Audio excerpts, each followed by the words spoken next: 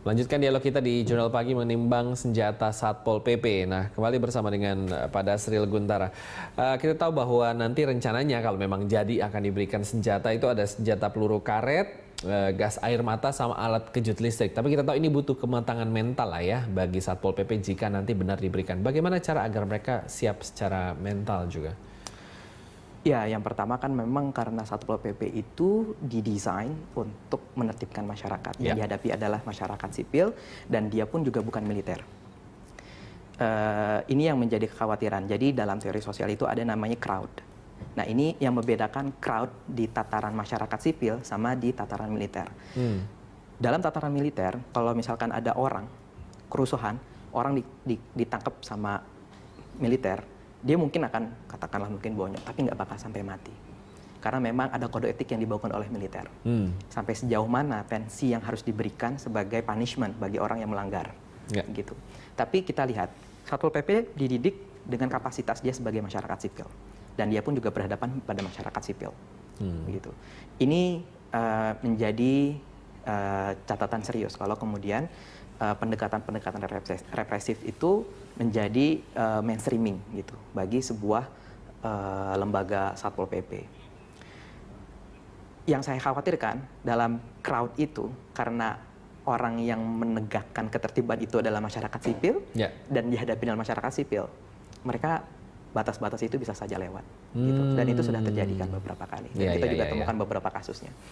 Itu yang kita hindari sebenarnya, Mas. Memang salah satu upaya untuk pembubaran massa seperti itu memang diperlukan, gitu. Makanya saya kok lebih cenderung begini ya, ketika terjadi kerusuhan, mungkin memang ada baiknya Satpol PP punya mekanisme semacam skenario kalau sudah seperti ini, pada titik di mana Satpol PP harus mundur. Dan yang maju berhadapan situ adalah para polisi. Betul, karena ya memang tadi kan biasanya represif memang lebih ke keamanan polisi tadi seperti yang Bapak bilang. Nah, kalau seandainya nih benar-benar memang senjata ini diberikan, apakah optimis Satpol PP bisa menjaga menggunakan ini dengan baik? Melihat keadaan yang sekarang loh ya. Ya, itu butuh proses. Kalau untuk sekarang saya agak sedikit pesimis ya Mas ya. Tapi memang kalau memang ternyata kebijakan seperti itu, gitu kan. Ini kan saya melihat dari kapasitas kebijakan ya Mas ya. Yang saya tahu kebijakannya dulu adalah non represif dan lebih persuasif. Oke lah kemudian ternyata cara seperti itu dianggap tidak bisa untuk menangani PKL di kota Jakarta sebesar Jakarta ini. Katakanlah akhirnya kembali lagi harus tindakannya agak represif. Catatan saya Jakarta mundur nih. Gitu kan. Yang kedua, kalau memang seperti itu, ini juga menjadi PR. Artinya bagaimana mempersiapkan Satpol PP. Tentu memang penting juga untuk melindungi mereka, karena bagaimanapun juga itu adalah tugas mereka dan mereka berhadapan dengan tugas yang seperti itu sehari-hari, gitu kan. Tentu perlu dilindungi juga. Tapi ada yang namanya sebuah upaya mitigasi, Mas. Gitu. Kalau yang namanya di kegiatan disaster risk reduction aja ada konteks mitigasi, kenapa untuk hal seperti ini tidak bisa dibangun? Gitu. Jadi proses pendewasaan ketika memang ini nanti diterapkan itu menjadi catatan penting dari kebijakan yang dibangun oleh Pak Ahok. Kalau memang akhirnya akan diberikan ini benar-benar akan terjadi begitu ya. Nah sekarang kalau kita ngomong bagaimana jika ada pelanggaran, mengingat ya Satpol PP kan juga sering mendapatkan kekerasan pada saat menjalankan tugas seperti itu. Hilang kendali lah misalnya. Seandainya ada pelanggaran bagaimana? Ya kita lihat dari konteks pelanggarannya. Saya bukan pakar kriminolog ya. Tapi yang pasti setiap tindakan ada tanggung jawabnya. Kalau misalkan terjadi seperti itu dan memang ternyata di luar batas itu dalam artian bisa jadi sebenarnya PKL-nya itu cuman mukul sekali gitu kan, tapi Satpol PP mukulnya sampai 5 kali gitu, sampai benar-benar parah gitu kan itu kan juga akhirnya jatuhnya sifatnya kriminal gitu kan. Makanya proses pendewasaan, proses persiapan mental bagi Satpol PP apabila memang kebijakan represif ini kembali lagi diterapkan untuk penanganan PKL di Kota Jakarta, saya pikir itu menjadi salah satu concernnya Pemprov DKI. Nah kalau kita mundur ke tahun 2003 lalu ya, kita lihat ke belakang nih pemirsa, bahwa dulu Satpol PP sebetulnya pernah diberikan senjata api dan peluru tajam. Namun akhirnya ditarik lagi karena berapa kali terjadi insiden. Apakah bisa jadi ini akan terulang? Sangat bisa. Kan tadi yang saya bilang bahwa yang namanya masyarakat itu, ya situasi sosial itu unpredictable. Gitu. Tapi bukan berarti kemudian tidak bisa diprediksi. Maksudnya direkayasa. Nah, hal-hal seperti itu sangat-sangat mungkin terjadi. Apalagi kalau misalkan tadi yang saya katakan tidak ada kesiapan mental. Karena memang nature-nya memang seperti itu ya Mas ya. Yang namanya masyarakat sipil itu memang ketika sudah crowd itu mereka tidak punya aturan. Gitu. Bahkan sangat sulit untuk menemukan kesadaran dia pada saat situasi crowd. Berbeda dengan militer. Gitu. Karena mereka punya parameter, panduan dan arahan yang jelas ya. Dan memang karena mereka dididik untuk melatih mental itu. Gitu.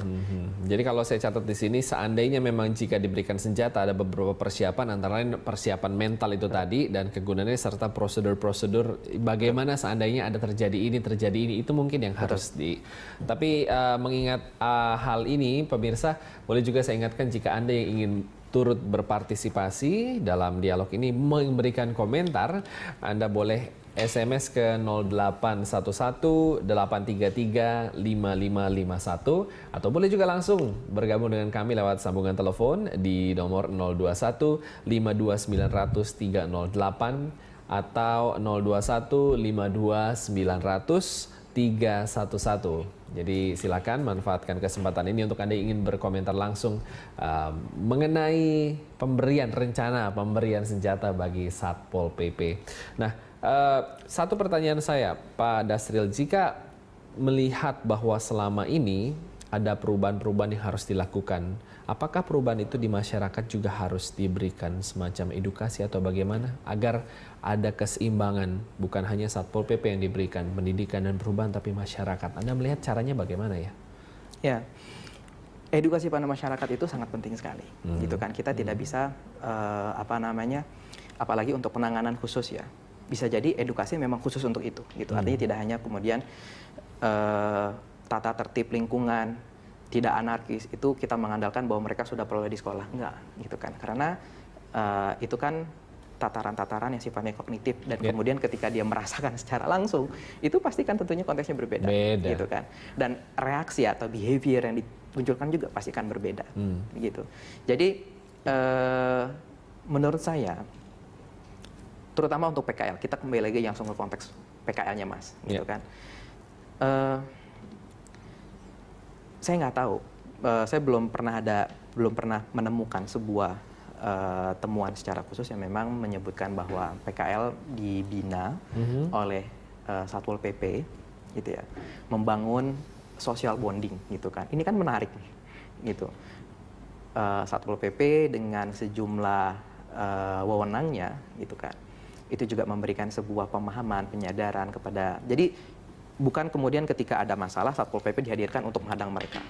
Tapi jauh sebelum itu terjadi,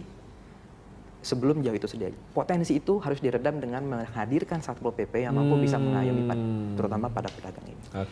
Dan memang memang tugas pemerintah itu adalah dimarahin sama rakyat ya Mas ya.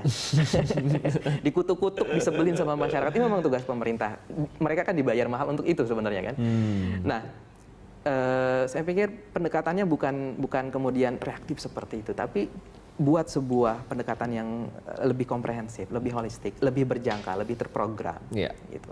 Bukan hanya cuma sekedar sudah disediakan, terus kemudian dia balik lagi dengan alasan itu terjadi anarkis, ya kan? Dengan alasan itu mereka dikatakan, loh kan kamu sudah disediakan tempatnya, kan ngapain masih ribut-ribut di sini? Gitu. Jangan-jangan permasalahannya itu juga tingkat pendidikan edukasi bukan edukasi dalam kapasitas normal, dalam kapasitas formal ya, tapi lebih tentang bagaimana proses persaingan usaha dan pokoknya pendekatannya tentang itulah, gitu. Itu kan menjadi penting. Nah, terus juga catatan saya, jangan sampai kemudian kayak gini Mas. Ini terjadi ribut-ribut nih, gitu kan.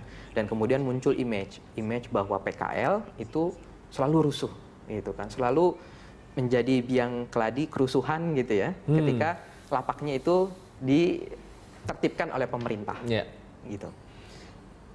Kemudian tindakan yang represif kemungkinan ada dua. Yang pertama bisa jadi setelah misalkan tindakan itu represif, kemudian udah agak adem, balik lagi, karena memang tidak ada upaya-upaya seperti itu yang tadi saya bilang, upaya-upaya lanjutan, pembinaan lanjutan, pendidikan kepada para PKL. Jadi setengah-setengah ya selama gitu. ini banyak. Satu. Terus kemudian yang kedua, ini yang paling saya khawatirkan, rame-rame nih Mas, gitu kan.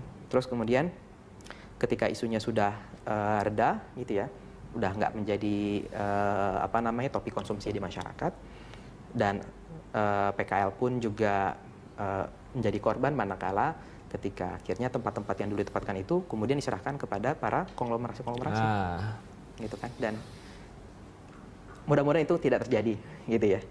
Dan itu akan semakin membuat disparitas, kesenjangan ekonomi yang sangat tinggi sekali, dan mungkin bisa jadi aksinya lebih besar lagi suatu saat nanti kalau memang itu terjadi. Jadi mudah-mudahan tidak seperti itu, Mas. Ya.